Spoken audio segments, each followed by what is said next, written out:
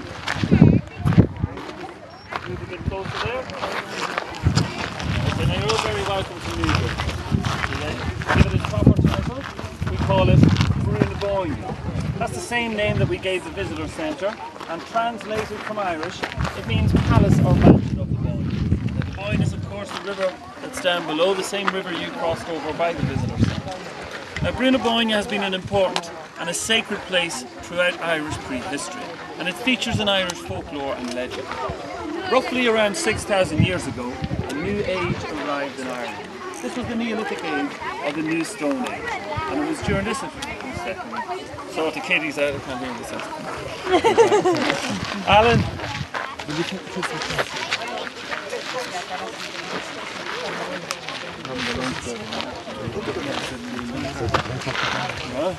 busy drinks as well, we climb in the stone. So as I was saying, about 6,000 years ago, the Neolithic arrived in Ireland. Now this Neolithic or New Stone Age was the time when farming spread across Europe. So for the first time, people started to clear the forests to use the land for tillage and for the cultivation of crops. Now along with fishing, hunting and foraging, well, life must have been pretty good. Okay.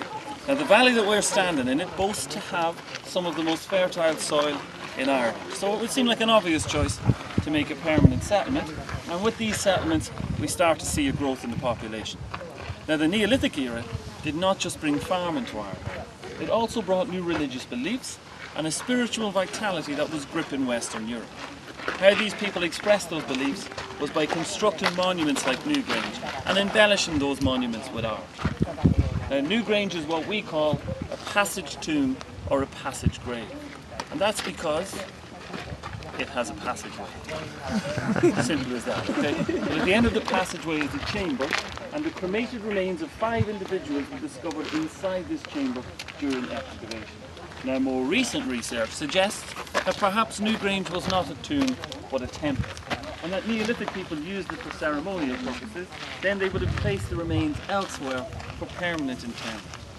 But we shall say, for sake of argument, that it is indeed a passage grave. Now we have another 39 passage graves here in the Boyne Cemetery. We have 2 of similar size to Newgrange, called Nouth and Douth.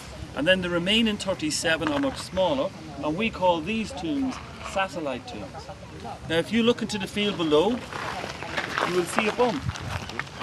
Now that bump is one of these satellite tombs, and it is in what we say a natural state of history.